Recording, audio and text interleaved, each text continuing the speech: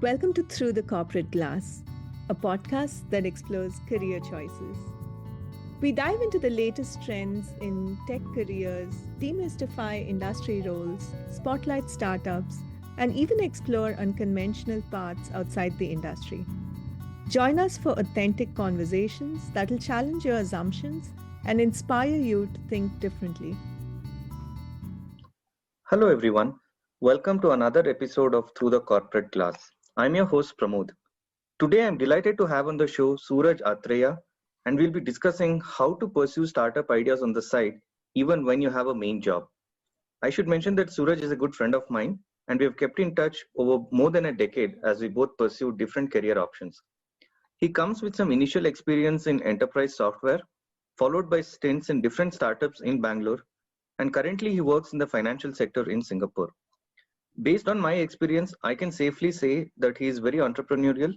He aims to have multiple ideas on his mind at any time, but what's more impressive that he actually later goes ahead and implements them even when he's working on a day job. Hi Suraj, welcome to the show. Thanks for having me, Pramod. Excited to be here. Great. So let's add a little bit more detail to that intro. Can you tell us some of the interesting projects that you've done over the last few years? Yeah, sure. I started with embedded systems. So what I did was I created a small app just to analyze the rate of flow of water using Raspberry Pi. So that's one. And then I did a news scraping, small app for using NLP and try to basically show associations between different entities, like how people are connected to other people and other corporations and so on. Right. And then it became another idea that I was working on with finance, mainly on the mutual funds. When I started doing a bit of investing, I found this interesting problem that I wanted to solve, especially around the investors and the advisors. Yeah, those are some of the highlights, the projects that I Quite was a working range on. Yeah. actually. There's hardware on one side, there is NLP, and then there is finance, which is completely different. So roughly how long did you work on each of these ideas? To be honest, I don't know, Pramod, but what I can tell you is when you are doing it, I think it becomes really interesting and then you start working on it. It could be probably, so the last idea I was working on was fairly about 2, 3 years. I think the mutual fund platform that I was working on. I think the hardware was very smaller one. I think probably like 2 weeks or probably a month, I think that I was working on. But the news scraping one was a little, I think it was in the medium scale, I think probably like 1 year or something. Yeah. Okay, so let me then ask you what motivates you to try these project ideas, and as we just discussed, of various kinds. I mean, is it just money that motivates you, or is it an urge to try and build something new, or is it completely something else? It starts out usually as an experience problem. So for me, personally, I feel something I'm trying to interact with another system, right? So usually it starts out with a user experience problem. That's the first thing that you notice, right? So, and then usually when you're trying to interact with a product or a service that you normally use on a day-to-day basis, then what happens is at a certain level, you as an engineer, something ticks in your mind. Okay, what if I had solved this problem in a better way, given infinite amount of resources, infinite amount of money? How would I solve this? So then you start looking at a very top-down approach and then say, okay, this is how the user experience should be. And for that to happen, you would need a certain level of backend that needs to support it. And for that backend, do you have the necessary skill set, right? So then you go ahead and acquire those things. But that's what motivates me to solve the problem, to scratch my own itch generally. And then if you are a bit more serious, take it to the next level and then say, can I make business out of it? Can I generate revenue out of this? Can somebody can invest in this? Is it worthwhile? Right? If you had to invest within this project, can you invest money in this? So that's how it starts. Yeah. Now to another important question: how do you balance your main job with side projects? I'm sure that's probably something many people would be thinking. How can you do that? Mm-hmm. And can you tell us some of the tactics or techniques that you've used to balance your time and energy across both? Yeah, that's a great question, Prabodh. I think it's really hard, to be honest. So over the years, what has happened is, especially when if you start having family and if you start having kids, I think the one of the foremost thing that you should do is to set expectations for yourself and also for your immediate family members. So you should set expectation of what you're supposed to do for yourself and also tell them, I think that's the basis for all these things.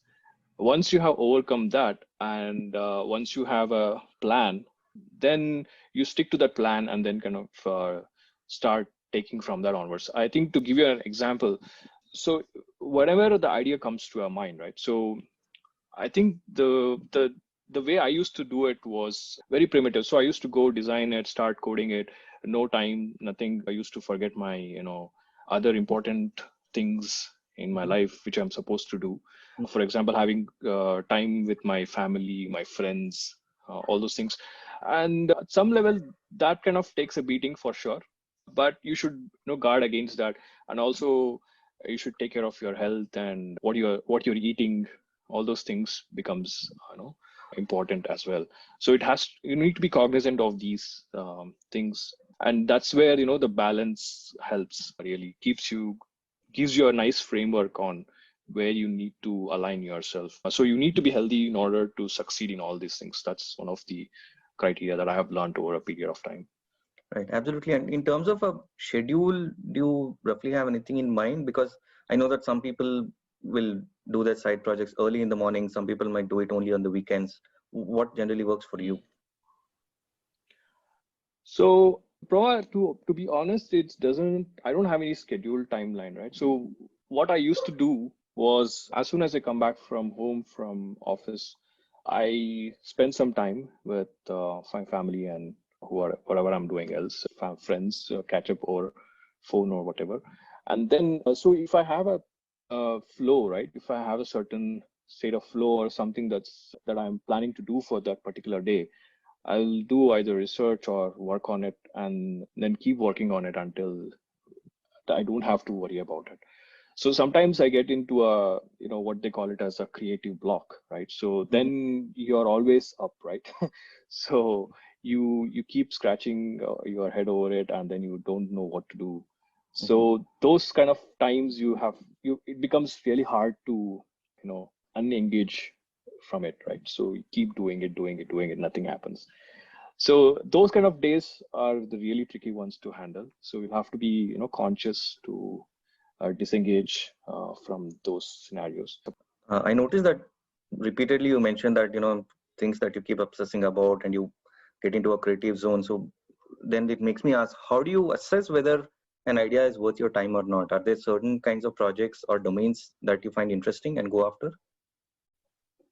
Sure. Like I said, initially is working on the embedded systems. I really was obsessed about it. I even got a job in one of the major mobile device companies. So that got really obsessed about it, and then I wanted to really understand how software, how the hardware works, the whole works. And then the initial curiosity is so much so that you always, have a lot of enthusiasm to learn everything, grok as much as possible. And at some point, right? So what I've observed is when you understand all these things, how it works, then it just becomes business, right? So that's, I don't know if it's a good thing or the bad thing, but your curiosity starts waning out eventually. And that happens, right? So you tend to become bored or there's nothing novel about it. Then you start looking for something novel. It's like a dopamine kick every time. So and then you want to do the next cool thing and the next cool thing. But yeah, I think that is how it starts usually. At least for me, that's how it happened. That's great. Actually, it does seem like curiosity is one of the things one would need, right, to be able to even get interested in certain domains or ideas. Yeah, curiosity definitely is the starting point. And then to keep you in that loop for a long time, you need sufficient rewards as to the complexity keeps increasing and you need to be in that loop. And you need to marry to that vision that you have. And that's the end goal that you are trying to achieve. That's the nirvana that you are trying to achieve. So you always are tending towards that goal at some point of time, right? So that keeps the drive, right? Actually, Yeah. So, and also remember that for one of your projects, you mentioned that you were able to delegate some of the implementation tasks to other people. Can you tell us a little bit more about that experience? Sure, that was really interesting. So that happened when I had the company some time ago and I was working alone. I had a few customers, paying customers. I had another guy who was helping me on the front end. I was mostly looking at the back end part and looking at the back end stack and also doing other admin stuff, talking to customers and talking to investors. Not really investors, but they're my friends who happen to know investors. But then the interesting thing that happened was when I was talking to my friend, and then he got excited, and then he told another guy who happened to be an investor. And I was not looking particularly to raise money at the time because the customers were already paying for the product. So then I thought, since he comes with a good experience in the space, and we could scale the team, so I had a chat with him, and then it went like this, right? So he's interested in this and he wants to invest his time and energy into this, creating this product and take it, scale it bigger. So he helped me to hire the team and also bring in the capital at the same time. So that way, the delegation was much simpler, although the coordination was a little difficult because I was still having the original full-time job and the time zone issues. Have you ever had people show interest in terms of investors? Yes, so there were actually a couple of people who happened to really show a lot of interest, but the tricky bit was in figuring out the equities, right? So how do you give them equities? So they'll tell you, they are going to invest in with you, right? Because they know you or they like you or they like the product, whatever it is. But the tricky bit happens is when you have to negotiate in terms of the equities, how much equity are you willing to let go? Because ultimately you are the owner of the idea and you will want to be the entire control of it, right? So doesn't make sense to let go of a lot of control initially, at least, and not for at least in the pre-stage era. So you will have to be very picky about who is investing with you and the quality of the people you are letting in, because ultimately the product is going to be yours and they will definitely have a say in how the product should be or how it should be driven. But it may not always. It's like a marriage where both people have to agree to make a decision. But in this case, although the investor may or may not have the larger chunk of the equity, but he still has a bigger say, unfortunately.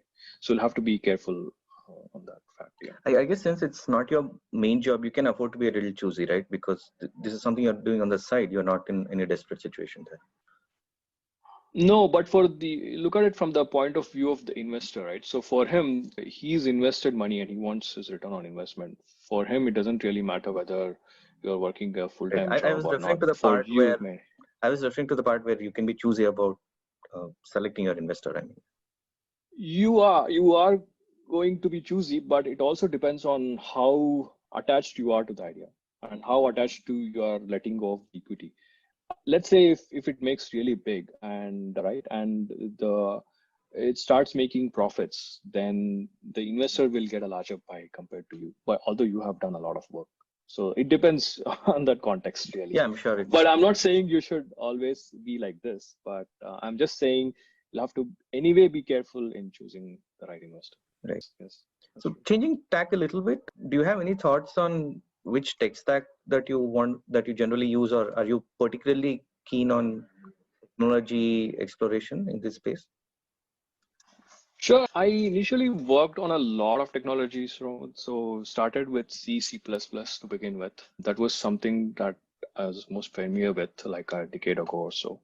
The embedded stack and that stack, I don't know any more of it anymore. But the tech has caught up so much so that I had to change. I literally worked on a lot of tech stack from then onwards till now.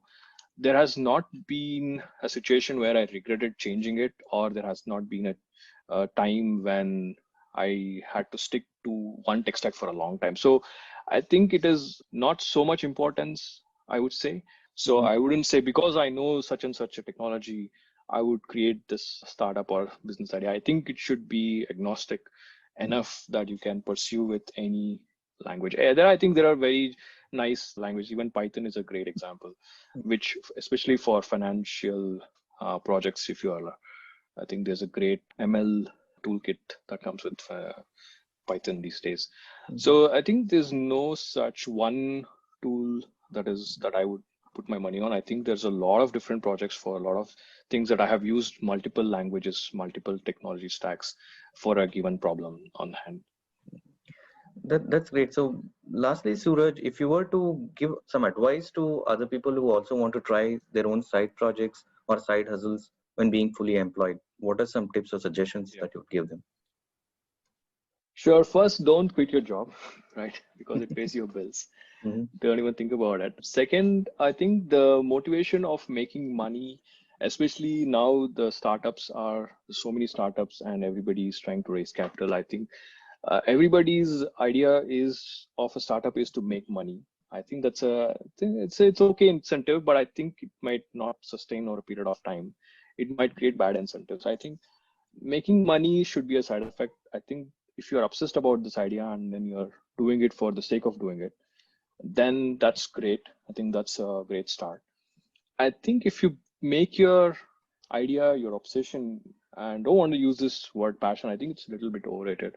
And if you keep coming back to it, like if you keep throwing 100 different ideas onto the wall and then something sticks, you keep thinking about it, you get obsessed about it, you wake up all night to solve that problem. I think you will have a winner eventually. You should definitely work on it. And with all these distractions that we live in, with so much of media around us, how to make quick money, all this startup ideas that keeps coming up on YouTube, I think we'll have to be conscious how we pick and choose on who we talk to these ideas about. Some people who I talk to are generally very critical about anything, any idea that I come up with, or some people are just want to may please me. They always praise me. Your idea always come up with amazing ideas. So I think you have to be cognizant of the fact that how do you know whether you're actually getting the right feedback, right? That's important. You have to trust your gut sometimes. It's hard.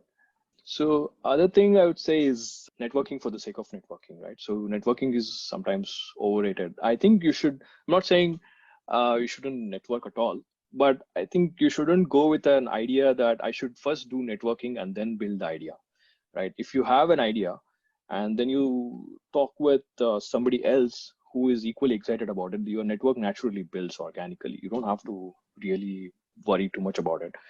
Or even if you have a demoable product, right, then you can show it to somebody you have never met at all, and then he might definitely get excited. So that's how you can also raise capital and raise teams, so on and so forth. Right? But in a way, it's almost like growing networking, your network organically, the way that you would grow a product market organically, right? Exactly. Yeah. So I always have this thing that Linus Torvalds says, right? So talk is cheap, show me the code, right? So that's a great quote. But you should take it to the next level, really, that what investors are looking from the point of view is, right? Code is cheap, show me the money. That's what investors think, really. So you need to, you need to have several approaches to handle that. Definitely, I think not just for the tech stack, right? For it, this is true for any business anyway. If you are trying to become serious entrepreneur eventually, one of the skills that's going to be useful is selling. I think this selling is one of the most important skills that you should have. I think you should know how to sell and market yourself and your idea. That's what's gonna bring you, solid results in terms of how you want to take your idea to the next level. That's fantastic, Suraj. Thanks for sharing your thoughts and your experiences. And I'm sure our listeners will benefit from knowing how you can do side projects even when you're employed in a main job. Thank you so much for this. Hey, pleasure talking to you, Pramod, anytime. So it was really fantastic talking to you. Thank you for listening. If you enjoyed this episode, please like and subscribe to our channel on YouTube or on any podcast platform. Follow us on LinkedIn at Through the Corporate Glass. You can leave us a comment on YouTube or send us feedback via our website through thecorporateglass.com. We would love to hear your feedback.